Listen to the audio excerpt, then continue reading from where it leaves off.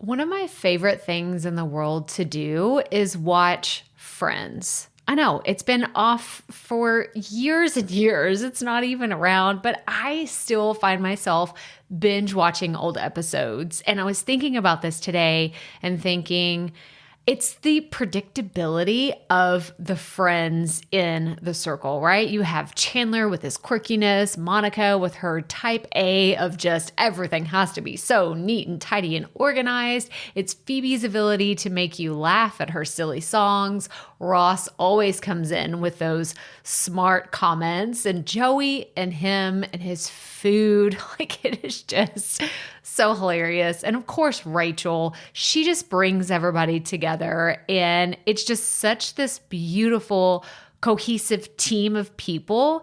And it's why I wanted to come on and share with you today that I have an opportunity for you to find your friends in the content creation space. So if you are thinking about creating your first or your next digital course, I don't want you to miss this opportunity because Amy Porterfield just opened the doors for registration for her Course Confident Bootcamp. And I'm actually offering a special bonus for anyone that registers for the Course Confident Bootcamp through my special link. So I want you to go to crystalprofit.com/Amy-bootcamp to register.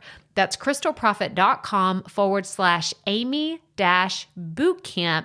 And what you're going to find when you get there is I have this special bonus private podcast series. It's called Money Mindset for Creators. So I want you to go register for Amy's bootcamp, download the podcast, and immediately start listening to it, because what this training is set up to do is to help you get your mind right about monetizing your content, making money so that you can fuel your content creation dreams. So go to crystalprofit.com/Amy-bootcamp to register for Course Confident. And I cannot wait for you to find your friends and find the people that will be there for you. Do you see what I did there? Yeah, nice little friends segue connection.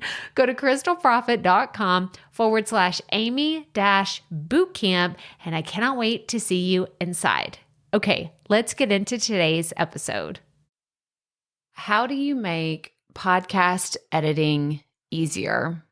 It is a topic that is as old as podcasting itself, because I think as soon as podcasting started, there became like all of these different variations into the mix that were, well, what is the quality of podcasting and how should I do this? And I could do that, but I should.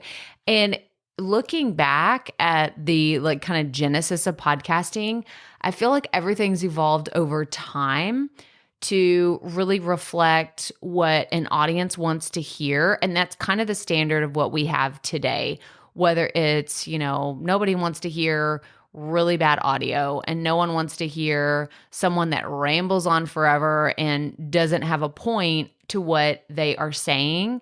And I feel like I have had the privilege to meet a lot of people that do production really well. And so I'm excited about today's guest because Justin is actually someone that I met at Podcast Movement Evolutions in Vegas earlier this year. And we just had a chance to talk. We actually talk about, meeting and everything.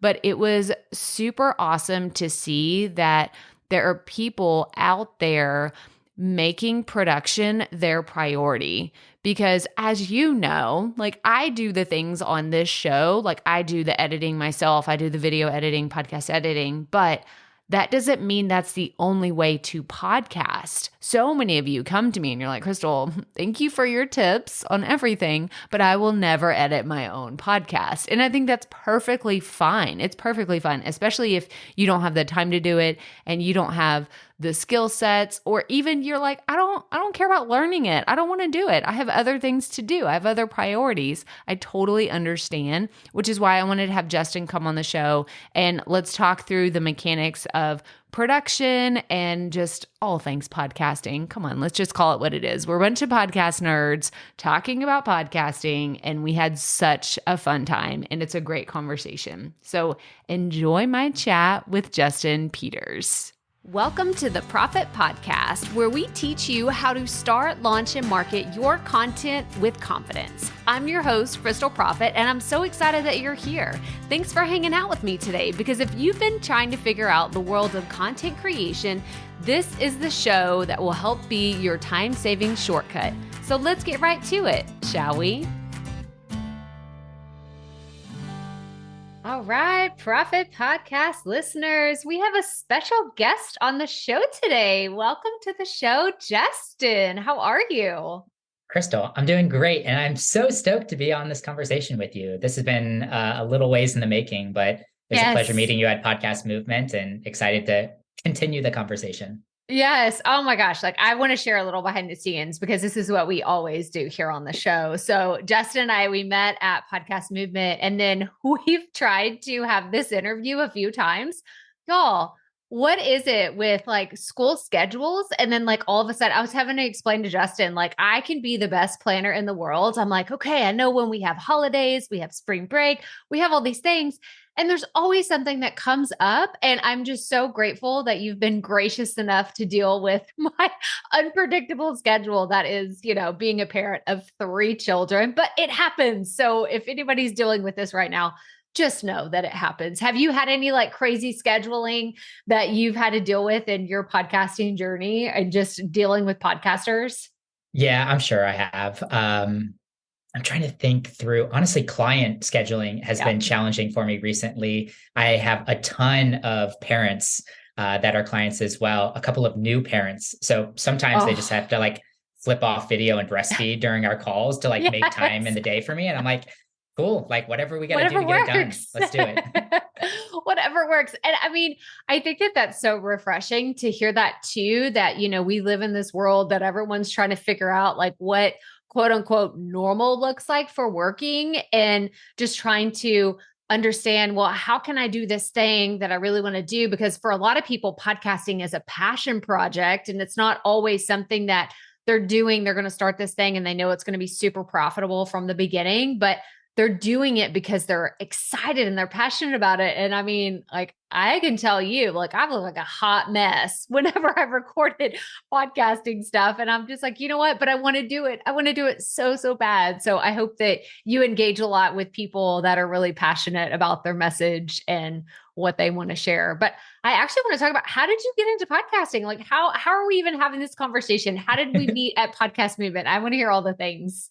I'll make a long story short, but I started podcasting 4 years ago. It came out of a self-made sabbatical, actually. I was very lost in my career at the time, and I had somebody recommend creating a sabbatical for myself. And he also, in that conversation, recommended the first half of your sabbatical, dive into a project that you've always wanted to do, but you've never had time because of work. And I knew that was podcasting. I became a podcast consumer probably 2 or 3 years before that. I loved the medium so much. It was totally how I learned. And I was like, you know what? It dawned on me one day, I could be a creator in this space as well. So I bought 2 Yeti microphones. I set them on the shelf. I started doing all the planning for the podcast. And then 8 months went by as they collected dust on the shelf. And I realized I'd never even pressed record on a podcast episode yet. And then as soon as he gave me that piece of advice, I knew exactly what I wanted to start.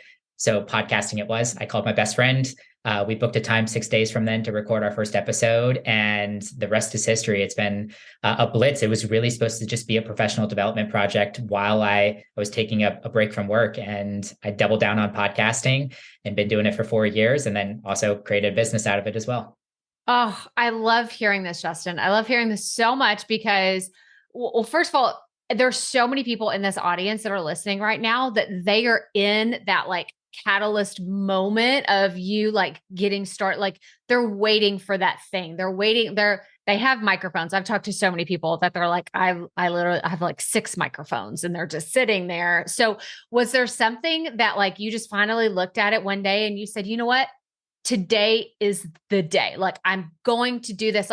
I want to know what actually went through your mind before you started recording with your friend. Did you practice? Because people always say it's so weird. It is so weird recording by yourself. Like I feel anxious. I feel dumb. Like so many people that come to me and they're like, Crystal, I have an MBA. Like I am not a stupid person. I am super, super smart. Why do I feel so dumb when I get a microphone put in front of my face? So did you have any of those feelings when you were just getting started? Crystal, I still have those feelings. Are you kidding me? Less of the microphone now, more of a camera in my face. That's when I'm like, uh-oh, I break up a little bit then. But yeah, it was definitely overwhelming at first. I actually didn't speak into a microphone until I had that initial interview with my friend. Mm-hmm. And then I realized actually how hard it was to do solo content after that interview when I had to record the intro and my intro bumpers and outro bumper for the podcast as well. And then I realized, oh, holy cow, this is so weird to be talking. I think I probably took 20 takes on that before I felt like I got it right. And I don't know, I still go through those sometimes when recording ads or solo episodes. It's like, some days you're just like, I'm not feeling it today. Come on. This is exactly what my audience needs to hear, though, because I think that, I'm several years into my journey as well. And usually it will take me a single take to do some things. And sometimes it will take me, I just recorded an ad the other day and it took me 6 times. Like I was just like, wait, what? I said that wrong. I said that weird, or I said things out of order. And it's just something that I think that people are just of the imagination that some people just turn on the microphone and it's easy for them. It's awkward for everybody. I don't care what kind of background you had. It is still super awkward because podcasting is unlike any other medium. And like you said, everyone's like, oh, by the way, you got to record on video today. And let's put, a phone or a camera or something in your face. And you got to look in the lens. You got to look straight down the barrel, or you can look at your gut. Like there's so many variables that go into being a quote unquote good podcaster. But I think at the end of the day, what I always go back to is being yourself and letting those pieces of your natural personality and the awesome things that make you shine. So I love that, I just know there's people that are thinking, oh, thank God, Justin, thank you for being honest because we need it. And it is always a work in progress, especially your first 10 to 15 episodes. I wouldn't judge yourself on those. Just get started and judge yourself for actually completing them. I love your most recent podcast episode as of today, when you were just talking about the B- or the B+. I think you were talking through like Amy Porterfield, and I was like, yeah, that's such a great piece of advice, especially for people that are beginning their podcast journey, because it's not going to be perfect. I remember I was getting some feedback from a friend. I was episode 3 and he listened to all 3 of my first episodes and he was complimentary. And then of course, something that he said really hit hard with me. He's like, yeah, your interviews are great. I really enjoyed the conversation, but you're really bad at reading your intros. And I was like, oh no, oh, that hurt. And honestly, that probably took me like 10 to 15, maybe even 20 episodes to like overcome that a little bit and realize like, okay, that was a work in progress. I had not spoken into a microphone and read an intro script before. That is okay if I was at this stage, as long as I'm improving. But that sat a long time. It probably took 100 compliments before I felt okay about being on microphone again. Oh my gosh, this is a great segue into you working with clients, because I hear this a lot where people will say, I asked somebody for feedback. Like we have a Facebook group, and from time to time we'll have someone saying, I'm going to launch my podcast, and they put their trailer up and people are critical of it, but in ways where I have to like behind the scenes go and coach that person, like help them lick their wounds. Like, hang on. Don't just open up feedback to whoever, because the only feedback that matters is your audience, the potential listener that you're trying to reach, not your mom, not your brother, not your best friend. Like if they're not in your target audience, I'm sorry, but some of their feedback just doesn't matter. Like maybe it does for the audio quality or for the way, like making sure everything sounds great. But how do you kind of have that discerning ear when you're helping someone with their podcast and you're not their ideal listener? Like let's say it's a podcast for 35-year-old moms, like that's not you. So how do you kind of coach people through that if they're getting some sort of feedback similar to what you had? If somebody's like, I don't really like that, is there any advice that you would have? Well, Pretty much with all of my clients, I would say most of the feedback I give, at least through the first 3 sessions or so, is all the things that they're doing right so far. Yeah. And I really try to double down on that. And of course, if there is some critical feedback or some feedback that you really need to share as a podcast coach or manager, you gotta give it. But I routinely just hit the things that they're doing well instead. On the external feedback, it's hard. Like, it's really hard. I think I like to tell them to take mental notes of it. But once again, you're the only one that should be judging it to start with, and maybe a couple of ideal listeners. I'm not crazy about posting it and being like, hey, I need feedback, all of that. I mean, it's great to publicize it and put it out there and start the marketing process. But then I would beta that with 3 to 5 people that you know are your ideal listener. Yeah, it's kind of the same as like, I'll hear people that are authors and they say, they put their book out and it's out on the world, but they never read the reviews. They don't read the reviews on Amazon. They don't read them on Goodreads. They have someone on their team or maybe a partner or a best friend or somebody that's reading those because they're like, I need that layer of criticism and like more of a filter of something that can be constructive to the creation of my next piece of work or something else that I'm doing. But I don't need to know all the 1-star, like the people that are just like miserable on the internet that want to share their terrible thoughts. Like, it's just not helpful. It's not helpful at all. Yeah. There's a whole lot of that recently, I feel like. Yes. Especially on YouTube. I mean, let's just be honest. Like, I feel like that's where the trolls camp out and they just wait. They wait for anybody's stuff to come their way and they just attack you. So if you're listening to this, you have a video podcast, just know it's coming. If you haven't gotten negative comments, like, it's coming, it happens to us all. And it just means that you're officially a content creator if you get negative stuff on YouTube. But exactly. I want to transition, Justin, because like we said earlier, we met at Podcast Movement, which was so fun. I'm so grateful. You came to my talk and then you introduced yourself afterwards. And it was great to, meet you in the first place and catch up. And then I wanted to see what was your most impactful talk at Podcast Movement, or maybe a big takeaway that you had that you'd like to share.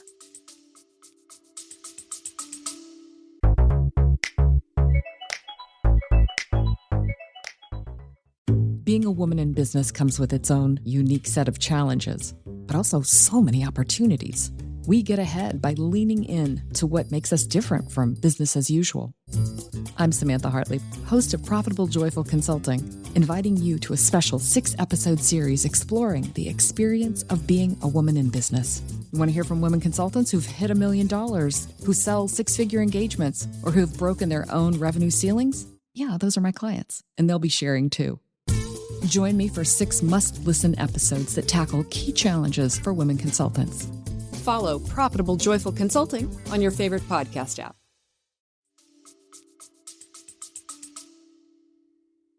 The underlying through line, you had a great piece of advice, and that was just around imperfection and not letting imperfection get in the way of you actually producing your show. I thought that was a timely piece of advice for anyone if they're at the beginning stages, they're launching their show, or they're a seasoned vet.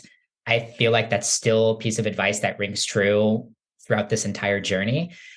Through another session that I really loved was Dan Miser's from Bumper. I think it was Bumper. He talked about podcast neighborhoods, which is this concept of essentially going to Apple Podcast. They have that section at the very bottom that says shows like this, and it'll give you 8 shows like this. And he has this like crazy like map that he creates around these 8 shows that are like your shows. And then he'll click on those 8 shows and he'll figure out what are the 8 shows like that show. And he'll create like this entire essentially neighborhood. So you can start seeing pockets of niches that Apple Podcast doesn't even have. Like, they have like the wellness category, but as he like put together the podcast neighborhood, he found this cluster of a bunch of different podcasts, and he found out these were all of the meditation-based podcasts that are out there. And then using that, you can, of course, go out and start doing some promo, especially if you're like guest podcasting or you're buying ad spots on like kind quality type of a podcast out there. I thought the concept was really cool. I was really hoping at the very end, he was going to share with us a URL where we could drop our RSS feed in and it would generate a podcast neighborhood for us. But he essentially was like, yep, you got to do it manual or hire me. I was like, dang it. You're like, come on. What a cliffhanger, right? What a good sales pitch. That was good. He was a lot of fun. What about you? What was one of your favorites? Oh my gosh. Well, first of all, I want to comment on this because I've heard this before and I've told people about this strategy, but you just made me think of it in a way that is very different.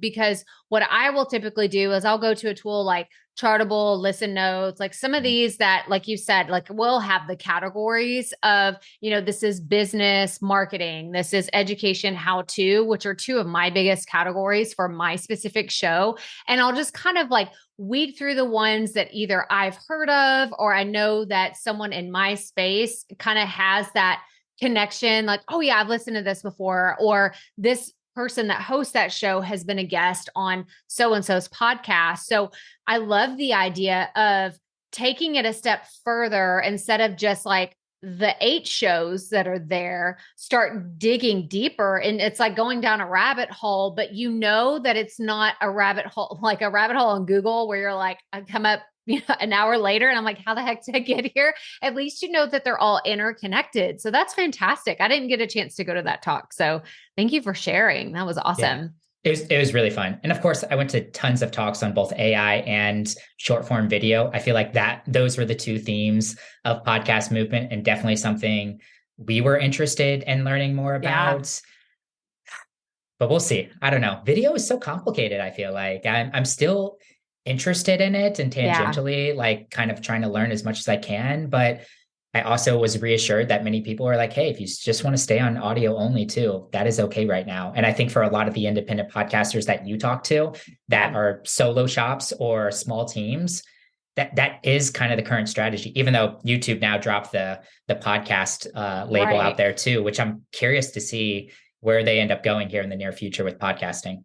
It is. Video is the thing that people come to me and like in a panic stricken mode, like, oh, I decided I was going to do this podcast and now I found out I have to do video. And if I don't do it and I don't do these reels and I'm not on TikTok and I'm not doing shorts, like they're in heart palpitations, like freaking out about it. And I'm like, hang on, I did audio only for a year and a half before I ever even kind of thought about doing YouTube. And then I did YouTube and I did it hard. Like I did 3 videos a week and it wasn't like all podcasts, like clips from my podcast that I put out there. It was a little bit of a different strategy, but I just remind people all the time, like video is great. I think it's fantastic if you can show your face, let people know what you look like, because then they can know, like, and trust you faster.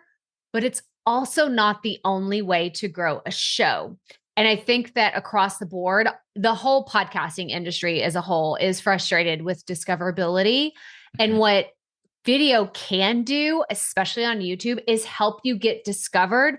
But I still think you make those deep connections when someone is listening in their AirPods, like on a run, they're driving their kids in the car, like whatever it is, there's just still something about that connection that you absolutely cannot replicate in video form. I don't know what it is. Maybe there's scientific evidence out there. If you find it, Justin, you'll have to send it to me. But that's kind of my stance on it. I love learning about video, but it's a beast. It's a monster. Is there something specifically that your audience, like, or your clients have like a big challenge with? Like, do they come to you and say, look, I don't want to be on video. I'll do it, but I don't want to be on video. Or is there just kind of a consensus of, we'll figure out video after we get this audio thing going? How does that really look? I think that's our plan of attack typically. Yeah. But I mean, our clients have multiple different challenges in it. Some it is, I don't really love being on video. And I'm like, cool, then let's just not start that yet. It's one thing to like put a mic in front of you. And then on top of that, put a camera in front of you, and you're supposed to like deliver great content. Let's take one of the variables out right now. Some of it is cost. Video editors the rates are just crazy nowadays too. The production, all of that. And I feel like you're like having to continue to step up the level of expectation for video, especially short form video. If we're talking more about using video to promote through social. And yeah, I would say those are probably the two major categories that I get there. But I don't know, everyone's a little bit different when it comes to video. And I'm also open to just starting with a minimal viable product. And if you just want to hop on a Zoom call and record and you just have a Canva template that you overlay on a video, cool, let's start there and see if we can gain some traction. Oh, I love this. I love this. And I haven't done a lot of video editing in Canva. So I love that you mentioned that because I've been using Camtasia for a long time and I recently switched over to Descript and I'm doing things, but also again, for anybody that's listening, I've been doing this for 5 years. I have more than 400 YouTube videos at this point. I'm in the trenches doing this, but at most everybody that listens to this show has a Canva account. And I always forget about their video editor because I don't personally use it a lot, but I'm so glad that you mentioned that because it is like, and the amount of templates, oh my gosh, can we just talk about the templates in Canva? They have exploded in the last few years and they are focusing on video. So they have ones for reels, they have podcast stuff. So I'm so glad that you mentioned that. That's a great one.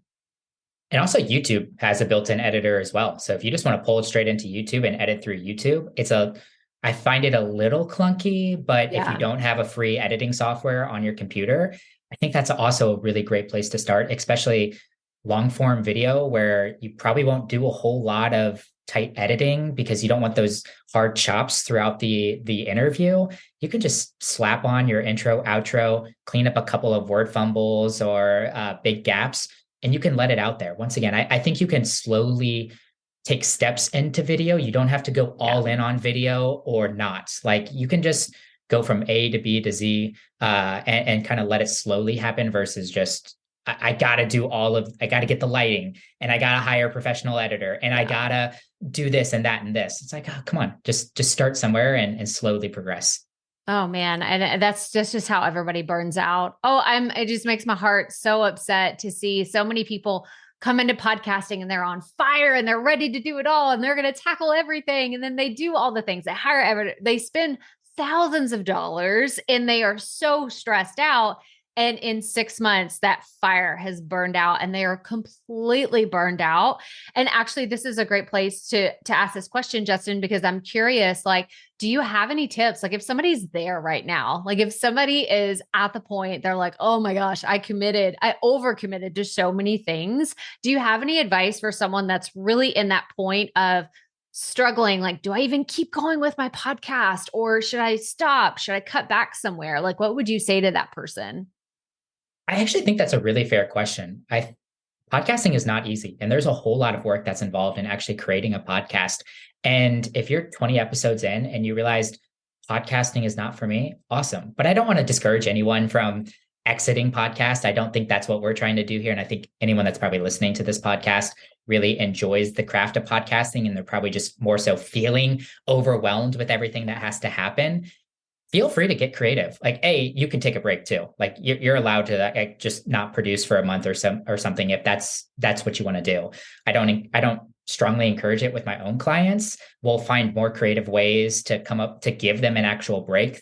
Therefore, so that their listeners aren't necessarily taking a break, but they're taking a break. Mm-hmm. But if you're solo and you just don't have the capacity and you just need a month right now, you now have my authority to go out and take a month. Outside of that, I think you can get creative. You can replay old episodes. You can ask for audio from podcasts that you've guested on, and you could replay that on your show. Maybe you do long format. Maybe you do hour-long interviews. Maybe you just hop on for 10 minutes and have a conversation with yourself, and you do a different style that doesn't got to take so long to edit on the background or to produce on the background as well. I think you can get creative and try something new. And honestly, sometimes whenever I try a different segment or format, it re-energizes me around the craft of creating podcast and helps me get going again. Oh my gosh, Justin, I hope that you are a fan of the movie Step Brothers, because I feel like saying, did we just become best friends? Because everything you said is like, oh my gosh, like it's 100%. It's what we talk about all the time here, because you're exactly right. Like the breaks, like while I don't want you to step away for a super long time. And I actually was just talking to someone in our community recently, and she was like, I have to take a break this summer. Like I'm stretched so thin personally and everything. And I said, Awesome. Take a break, but just tell people when you're going to come back, because that will give you that momentum to actually come back and not just be on this like hiatus that's permanent. And, sometimes like, let's just call it is what it is. Some people will fade out. They will have that pod fade and they won't be able to stay in podcasting long term. But if you really just need a break and you need to be able to step away, then having that break where you say, hey guys, I'm going to be out for a few weeks. I'm visiting family. I'm doing whatever. And you don't even have to explain anything. You just say, but this is when I'm coming back. Like we're going to come back refreshed, rejuvenated, and ready to hit the ground running. I think is a great way to have that break for yourself, because I see it too often and I hate it. It breaks my heart every single year when I go to look for a podcast and it's not there anymore, or they haven't updated in months and months and months. So yeah, I love to hear your input on that. I look at those all the time. I do a lot of preparation for the guests that I have on my show. And I'm always just curious because I'll go out. So if you're on my show, I would go out to Spotify, I'd create a playlist for you. I'd go look up Crystal Profit and I would add any episode that I can find that you've been on, a guest on, add it to that playlist. And it's multifunctional for me now. Of course, I'm prepping and preparing for the conversation that I'm going to have with you. Yeah. I'm also learning new things. Like it's really cool to like see other podcasters and what they're doing with their own show. But then also now I've been using it as somewhat of a sales tool. Like I'm like, oh, like if I hear a podcast that I really like and I want to be the producer for that show, I'll write them down. But I quickly go over and see if they're still producing their podcasts. And there are so many out there that have just kind of dropped off, and it's sad. It's kind of a bummer. Yeah. I love your tip on the playlist though. So tell me more about that. Tell me more. So you do this when you know you're going to be on their show or you're going to interview them. Like tell me more, because full disclosure, I don't have Spotify. I have Apple Music. I do have a Spotify. I listen to one podcast on Spotify and that is it. I'm an Apple Music. This is just what our household is. Like we have the full package of like all the Apple stuff. But I'm curious how that works because that sounds super interesting. And can you explain that a little bit more? Yeah, I'm an extreme interviewer, so don't take this for a prescription for what you should do. I probably spend 10 to 15 hours on guest prep for each person that comes on my show, but that's my style. That's my uniqueness for the show. They're going to get a really customized experience. And I really emphasize guest experience over even listenership for the show. Like it's really, I have found through podcasting, the relationships that I've made with my guest are actually honestly some of the biggest tangible things or like the best benefit from podcasting itself. But yes, so I'll create a Spotify playlist. I'll just go into the search function. I'll search Crystal Profit. I'll grab any episode that you're on. Sometimes if I can't find a lot, I'll ask my guests like, hey, have you been on any podcasts before? I'd love to listen to a couple to prep, and they'll send me over the list, or they might have them on their website, things like that. And I'll just go out and I'll typically put at least 20. Like if they're like, I just interviewed someone a month ago that has been on over 400 podcasts. I'm like, you are crazy. I will listen to some. I'm not going to listen to all 400 of your interviews. I promise you that. So yeah, I go about that. I open up a note in my phone, and the first 2 to 3 episodes, I'm really just getting to know the guest. Like I might write down some like, oh, Crystal lives here, or, it was Crystal's second time in Vegas, or Crystal's an early riser, or her podcast used to be called The Rookie Life. Like I will jot down a couple of those small things about the guest. But then after about 3 episodes, I really start dialing in on what stories are they really great at telling? What do they love teaching about? What questions perk them up and get them excited to answer? So then I'll kind of start subcategorizing those. And then I'll take all of that, all those notes about a week out. And then I start to think about my own listeners. So I speak to 22-year-old college graduates that realize college didn't teach them everything. That's what my show is all about. And I'll start looking at my notes from their lens. And I'm like, what story would really resonate with these? Like what piece of advice are they great at telling that a 22-year-old would need? So that's typically my preparation process.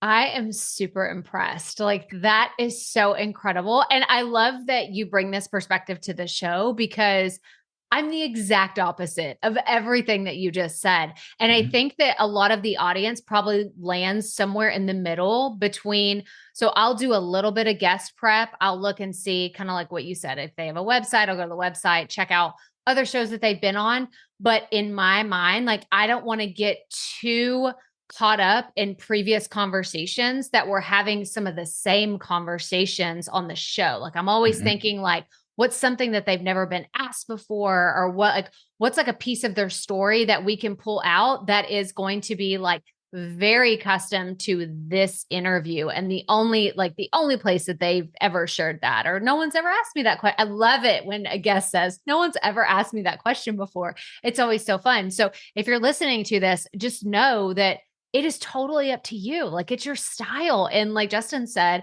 it's just a very different experience. I love that you said a guest experience, because I found that networking with podcasting, I mean, it's just gold. It's so incredible. Did you feel that way? Like when you first got into podcasting, that all of a sudden your network just exponentially expanded?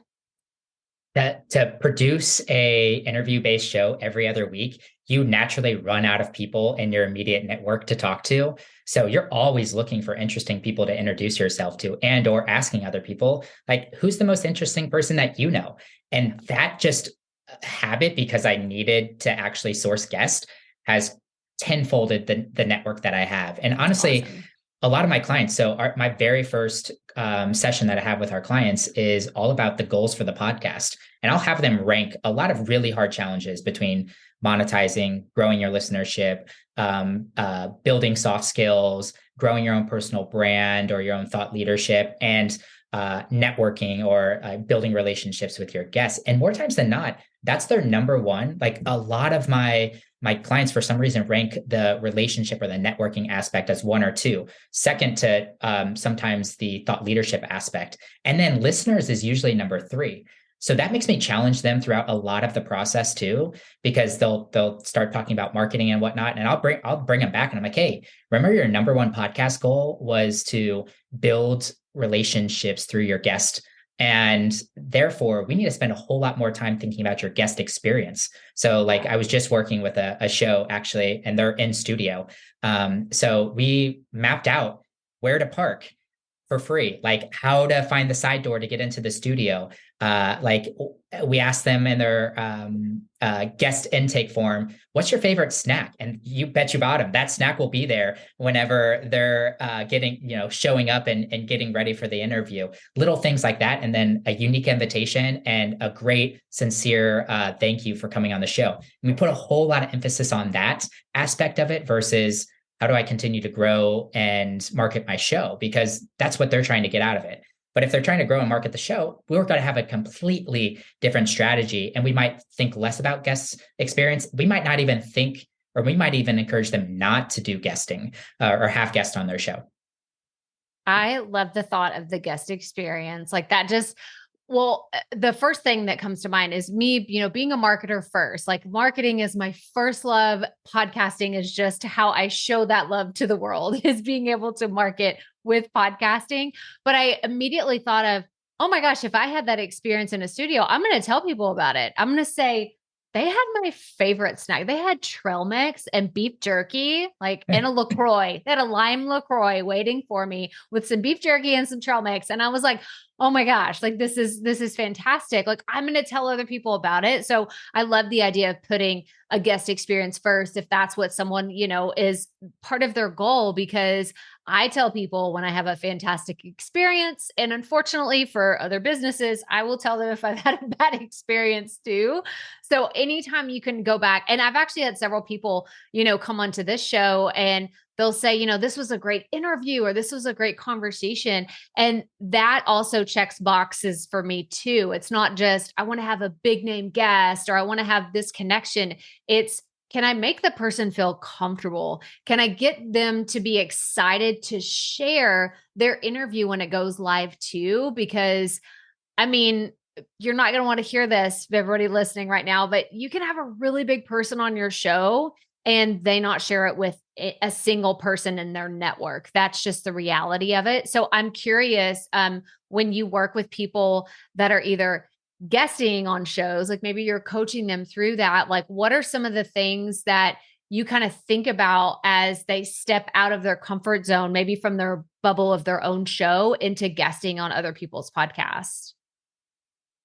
We have like a whole list of some things to consider when guesting. One thing that I think is super simple to do, but so many people don't do it, is just prepare for that interview like you would prepare for your own interview. Mm-hmm. So once again, I've listened to 3 of your episodes already. I know a lot of little facts about you, and that helps weave in some conversation that I have here. I'll also, I try to like strongly encourage them to, if they're not asking for a prep call beforehand, get on a call and have a call with them to get a direction for the show or what they want to talk about there. Lots of little things, even just in the green room, like right before the conversation happens, I say, hey, like you're going to come on with the same amount of energy before the mic is even pressed. Like I'm going to come in right away and be like, hey, Crystal, I'm super, super excited for this conversation.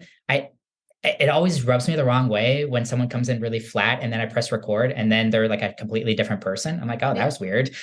Little things like that, like little coaching, I think, can make the guest experience a lot different. And then of course, just like after the fact, your first guest experience is going to be like your first podcast that you recorded too. Like you might not do that well. So I'm going to ask you afterwards, like, what feedback do you have for me? Like, how can I improve for my next guest interview? What can I do to support you? Little things like that to help solidify the entire experience, I think.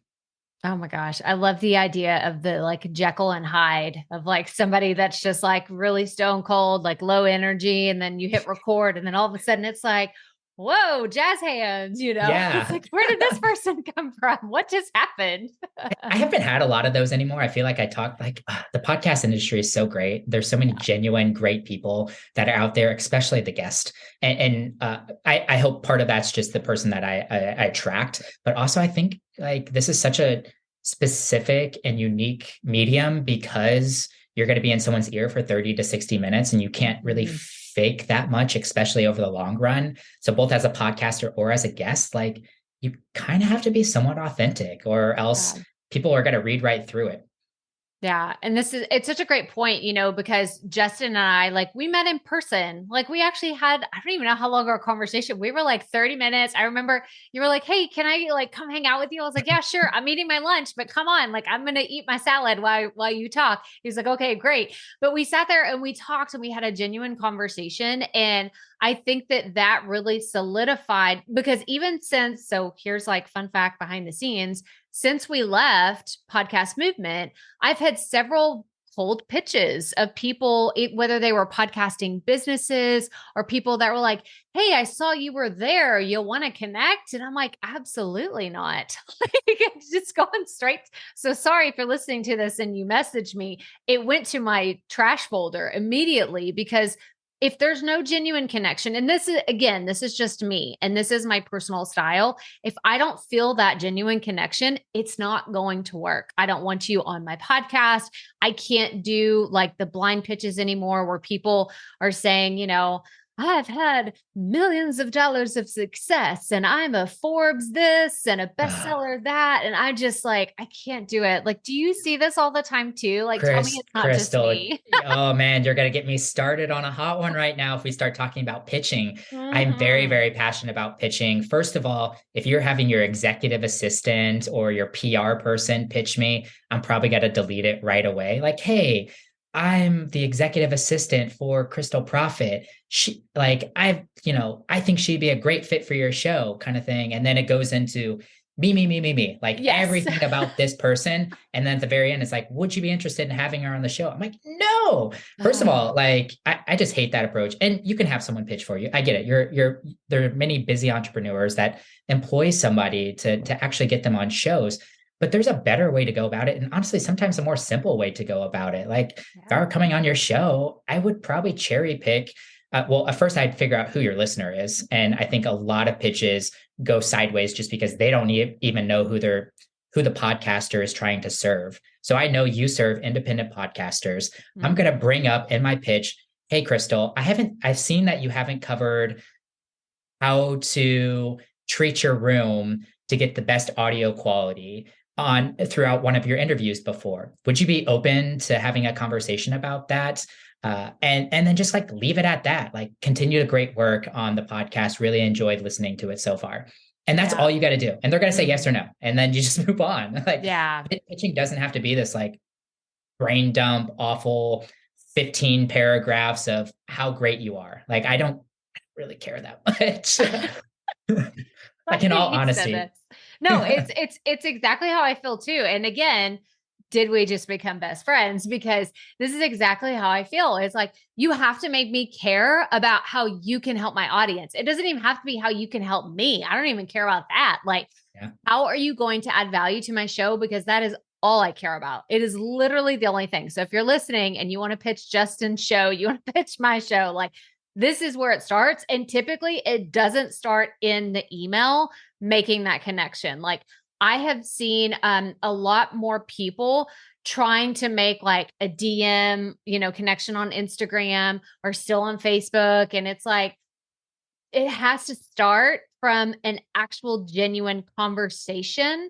And it's harder. It's like, I'll admit, like, it's hard. It's hard to make those connections, but man, once you make them, like, so now, I might be going to Podcast Movement in Colorado. Like, if I get a chance to go, I'm gonna be like, hey, Justin, are you going? Like, can we, like, let's have coffee. Like, let's meet up and chat. Like, let's go to a session together. Like, we have this actual connection now where it goes beyond, oh yeah, Justin was on my podcast. Yeah, that was fine. It was cool. Like, no, like, I'm going to have him on my show. I'm going to promote what he's doing because I'm excited for Justin, not just as another podcaster, but as someone in this industry who is aligned with my values and my principles of what I'm trying to do. And so my hope is that that will happen for more people too. Yeah. Well, first of all, if you go to Podcast Movement, I would love to grab a coffee with you or go to a session together. That'd be so fun.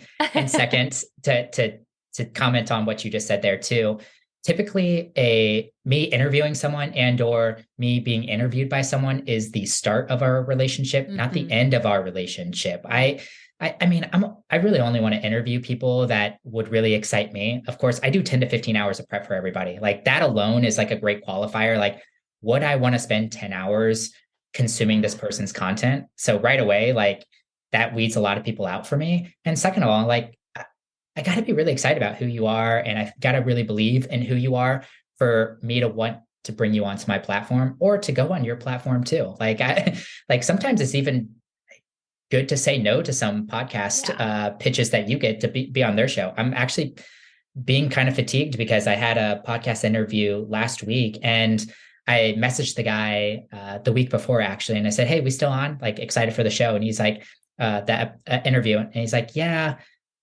could we move it to 12? And I was like, move it to 12. Like, no, I'm booked then. He's like, how about 2? I'm like, no, I can't do 2. Does 3 o'clock not work for you anymore? He's like, yeah. I was like, oh, okay.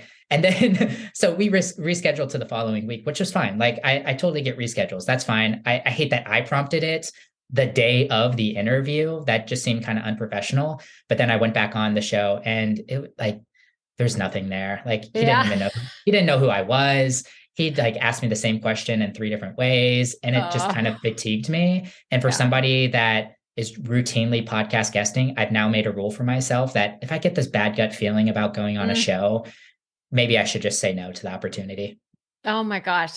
That right there. If you get a gut feeling about it, follow your gut. I cannot tell you. I mean, I'm so glad you brought that up because it happens. And when you're reading that email and you're like, this sounds like this could be a good fit, but there's something fishy about it, but I'm going to give them the benefit of the doubt. It is okay to not give people the benefit of the doubt anymore and just say no to terrible interviews because we can usually spot them a mile away. Because I bet after you got off that call, you were like, I kind of knew that this was going to happen and I should have listened. To my gut. So I'm so glad that you shared that. Oh, I have so much fun podcasting. So anytime that I feel more drained than less drained after an interview, it's disappointing. This is an activity that really fills my cup. And like after this interview, like I'm probably gonna go do 3 hours of work because I'm like got to be all jazzed up and excited about what happened in this actual interview. So yeah. And if you need one more tip on especially pitches for me, like if I'm on the fence about someone, I'm like, I think they might be a good fit. The content aligns. I'm not really sure. Or like, I like them, but I'm not sure if their content aligns. Like it could be either way. I'll just say, hey, I'm booked on guest right now. Can you reach back out in a month?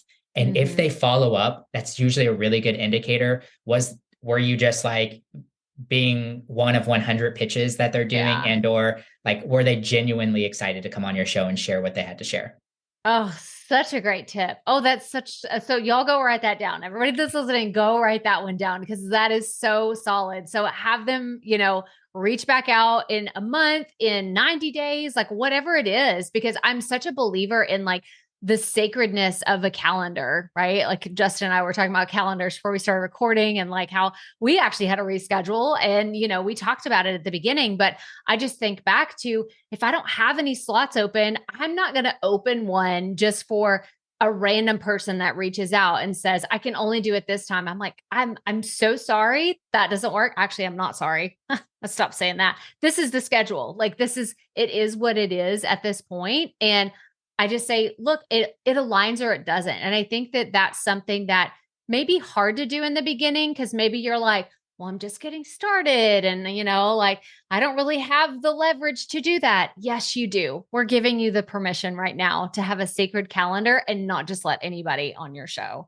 But I want to change like gears for just a second because I wanted to ask you, is there anything in podcasting? Like we talked a little bit before we started recording about like any fun tools that you have or anything. And you mentioned you saw some things with AI and different things at Podcast Movement, but are there any fun things that you're seeing in podcasting right now that you're either trying or you'd like to try or you want to dabble in soon?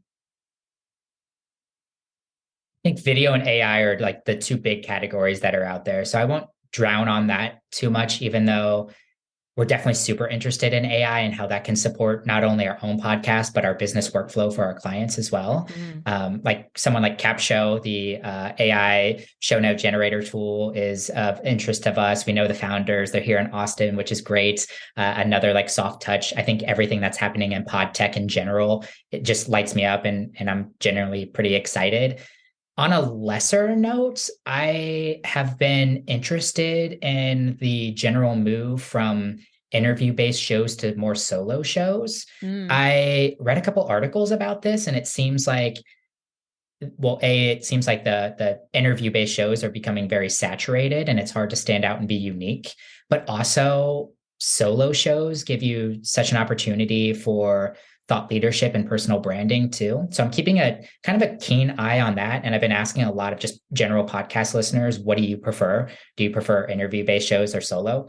I run both experiments. Every other week I do a solo. Every other week I do an interview. I think you're kind of in a similar boat where you do a mix of both too. But once again, it's not always just for the listeners. If you're in it for the guest relationships too, then of course it's great to have an interview-based show. And then the branded podcast space has really piqued my interest as well. It seems like podcasting now is gone super mainstream. It's like 86% of Americans know what a podcast is versus in 2006, it was like 11% or something. You just kind of slowly saw the clip go up and up.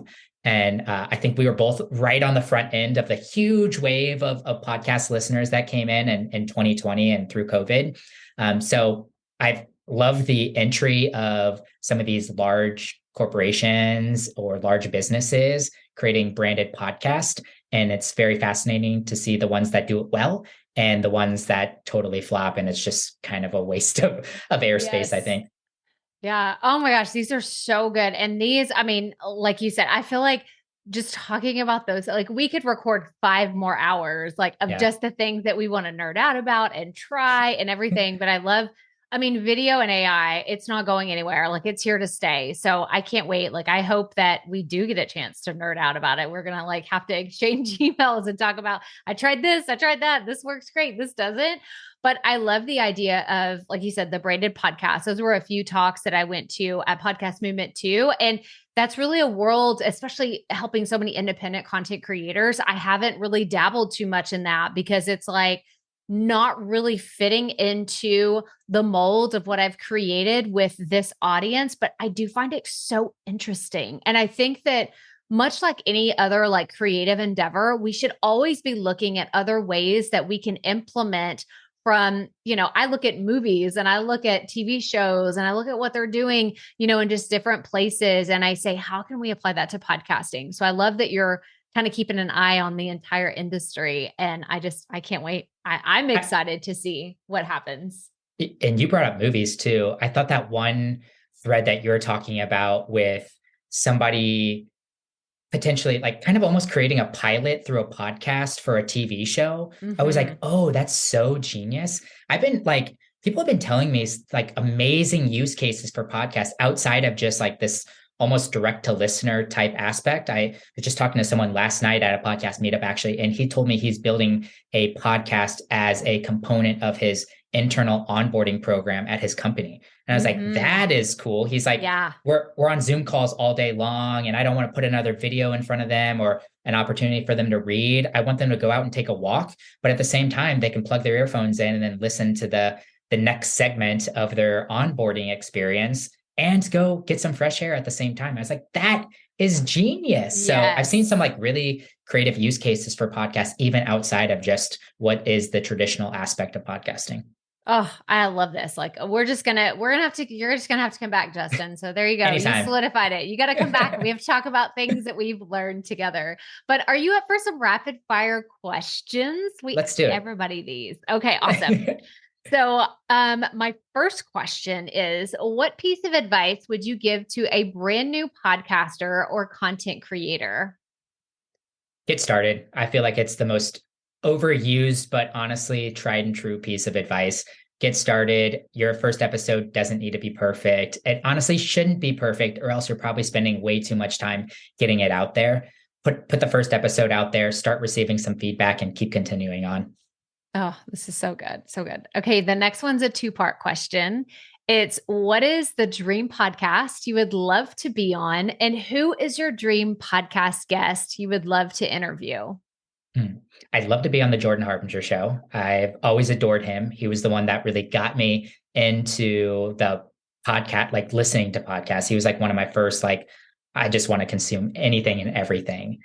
Podcast guest, dream podcast guest. I actually have a list of like 100 people right now that are dream podcast guest, and to cherry pick one.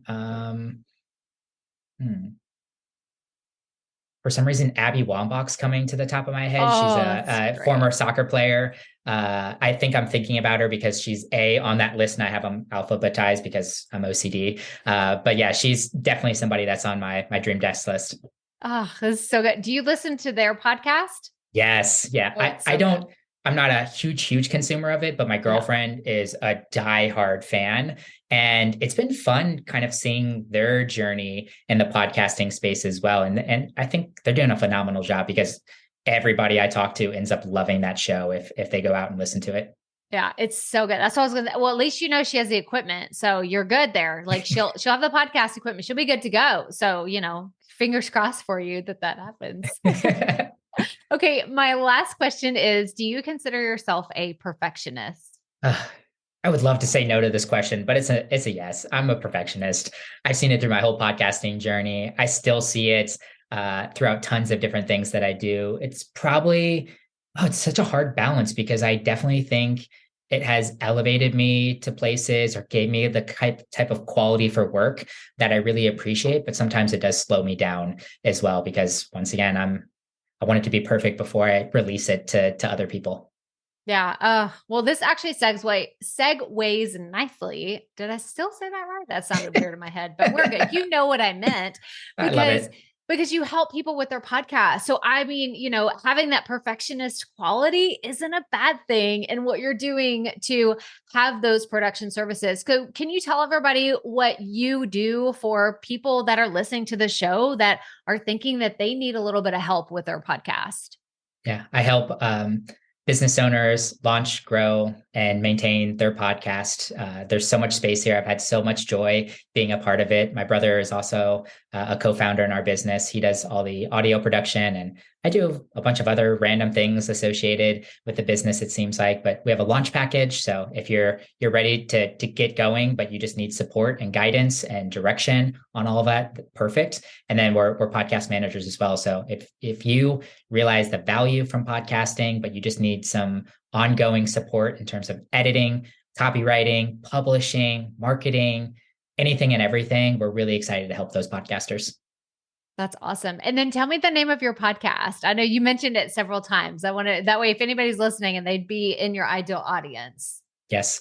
The struggle is real. It's all about navigating your 20s. It's kind of things that we wish we would have learned in school, the things that I love to talk about. So if you fit that demographic, I'd love it if you came over and checked out an episode. We are a wide variety of topics. I go back and forth between really narrowing in, but I just have so much fun jumping in and out of different topics all over the place. So, I mean, we've talked about personal finances. We've talked about sex. We've talked about how to switch careers. We kind of bounce around between a bunch of different things. So go back, look at our 5 recent episodes, pick one that really resonates with you. And I'd really appreciate it if you gave it a listen. Yeah, awesome. So we're going to link to everything that Justin has to offer in the show notes, but I so appreciate you coming on the show today. And I'm just so grateful that you came up after my talk and you said, "Hey, Crystal, can we chat for a second?" I'm like, yes, this is great. It was so much fun. So thank you so much for coming on the show today. Yeah. And likewise, Crystal, it's been a blast getting to know you over the last month or so. Thank you so much for having me on the show. And honestly, thank you so much for creating this show. I feel like I've already learned a lot just starting to binge your catalog. I'm very excited to get back to the rookie life. I don't know what episode it ends up switching, but I've already heard you mention it at least 3 or 4 times of oh, it wasn't that perfect. So if you want to see a real journey, go back and listen to some of the early episodes. So I'm very excited. I'm working backwards on your catalog right now. So stoked. And thanks so much. It always makes me cringe when people say that. They're like, "I'm going to go back." And I'm like, I know I tell people to go back, but I'm also like, oh, it's a little rough, but hopefully you find something valuable there. But again, kudos for you for leaving that out there too, and just allowing people to actually see that journey. I think that takes a lot of bravery. So thank you so much for that. Yeah, but thank you so much for coming on the show today. What a fun conversation. Again, thank you so much, Justin, for bringing so much value to this podcast, but for coming up and talking to me after my talk at Podcast Movement, because that's how these relationships happen. And I think that this is an incredible example of if you're going to events and you're attending conferences or other type of things in your network where you are actually in person with people, make those genuine connections, because now Justin and I, we'll be friends for life in this podcasting space because he took the opportunity to reach out and actually have a conversation and make these genuine connections. Because I feel like so much of what's going on in, especially the business world, the online business world, is okay, well, can you follow me? Okay, now we're followers, now we're friends, quote unquote, online. But what does that mean, right? If someone follows you online, what does that really mean? Okay, that's not even an acquaintance, right? That doesn't even get into the realm of if you have the hierarchy of friendships, a subscriber, a follower, that's just what they are, right? And it's not that deeper connection. So I am so grateful that Justin came and talked to me and we had this incredible conversation. I hope you got tons of value, and I want you to check out his studios. So everything's going to be linked in the show notes. So head on over to crystalprofit.com. It's going to be linked where you're listening to this episode. But this was so fun. Again, Justin, thank you so much for hanging out with me, geeking out about podcasting because it's so much fun.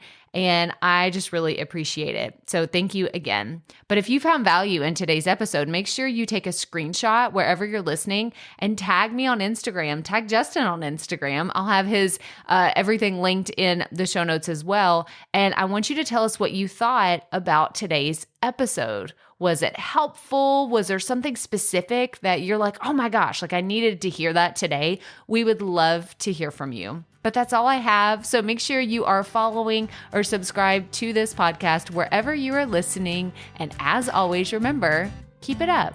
We all have to start somewhere.